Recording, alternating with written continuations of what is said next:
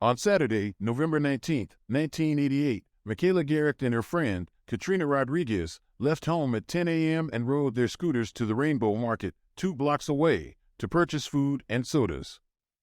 The girls left their scooters by the front door as they went inside the store. Upon leaving the store, the 2 girls started walking home, forgetting about the scooters. When they realized they had forgotten them, they turned back to where they left them. However, they saw that one scooter was missing. Garecht then spotted the scooter farther down in the market parking lot, where it had been placed near a parked car. When Garecht bent down to pick the scooter up by the handlebars, an unidentified white male came out of the parked car, picked her up with his right arm around her waist, and put her into his car as she screamed. Rodriguez recalled the scene. "I looked up when I heard a scream, and I saw a man putting her into his car. She was still screaming. I just stood and watched, frozen in shock." The only witness to the abduction, Rodriguez ran back into the store to get help. The abductor escaped with Garecht, while Rodriguez notified a female clerk who phoned police to report the kidnapping. Michaela Joy Garecht was just 9 years old at the time.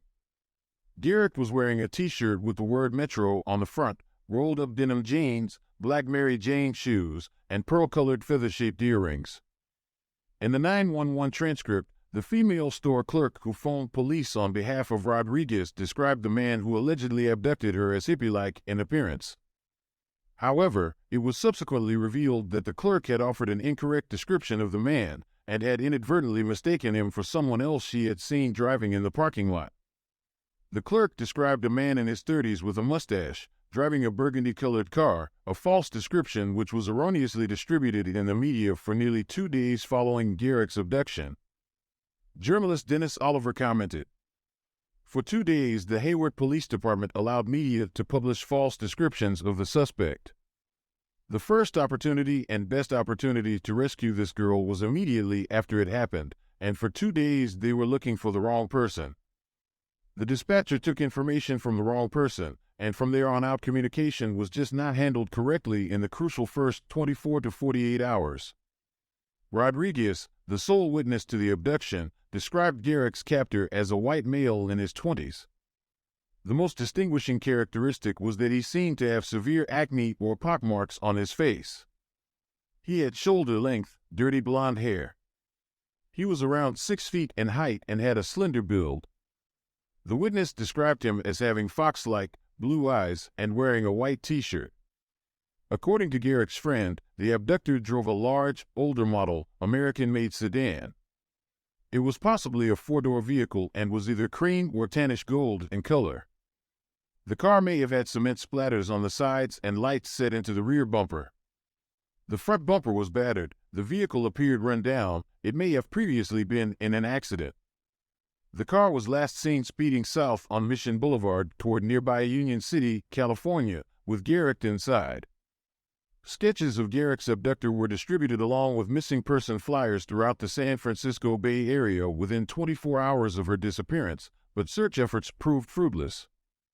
Garecht's kidnapping led to one of the most extensive police investigations by the Hayward Police Department, and they received 5,000 tips in the first year alone. In the days following Garecht's abduction, police and the Federal Bureau of Investigation searched hillsides, parks, and unpopulated areas in southern Alameda County by helicopter and airplane. Forensic inspection of Garecht's scooter yielded fingerprints from an unknown source, which law enforcement believed may have belonged to Garecht's abductor. The majority of the tips submitted occurred within the first month of Garecht's abduction, as it was reported by the San Francisco Examiner that approximately 4,000 tips had been received by late December 1988. In this December report, an officer from the Hayward Police Department commented, "The only way we are closer to finding out what happened is that we have eliminated so many leads in this case. But as far as knowing who did it, or why, or what happened to her, we're no closer." A reward fund of over $70,000 was posted at this time for anyone who could provide information of Garecht's whereabouts. At the time of the kidnapping, Garecht's photo was featured as a missing child on milk cartons and billboards nationally, and thousands of flyers and posters were spread throughout the community. Within a day of her disappearance, family and volunteers had distributed 42,000 missing person flyers. In December 1992, a false lead was produced in Garecht's case when a prison inmate in Indiana named Roger Hayward claimed to have buried Garecht's body in the Hunters Point area of San Francisco. Upon further inquiry, Hayward alternately claimed he buried Garecht in a gladiolus field in Union City. Hayward was flown to San Francisco to recover Garecht's body, but after 8 hours of inspecting the alleged field, he admitted he had invented the story, resulting in an additional 6.5 years being added to his pre-existing sentence. In 1994, the Daily Review reported that police had followed up on more than 15,000 leads.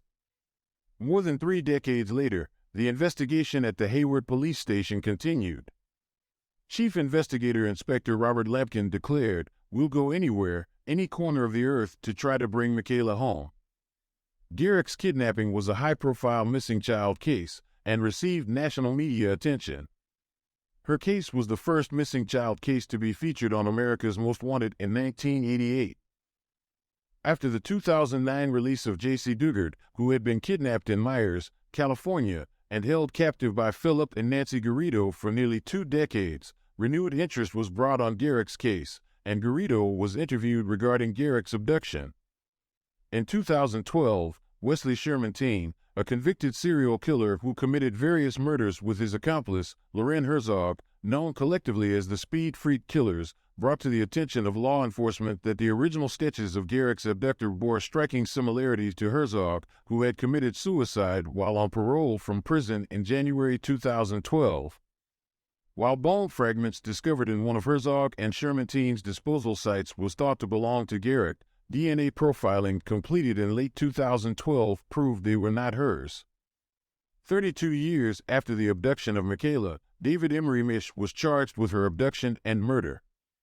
On December 21, 2020, the Hayward Police Department along with the FBI announced the arrest of David Mish for the kidnapping and murder after he was linked to the crimes via fingerprint left on Michaela's scooter at the abduction site. He was in prison since 1989 for murder and on trial for the murder of 2 women in 1986 by the Fremont Police Department. The anniversary of Garecht's kidnapping has been marked every year at the location where the kidnapping took place. Numerous ribbons, new and old, are tied to the tree next to where the kidnapper's car was parked.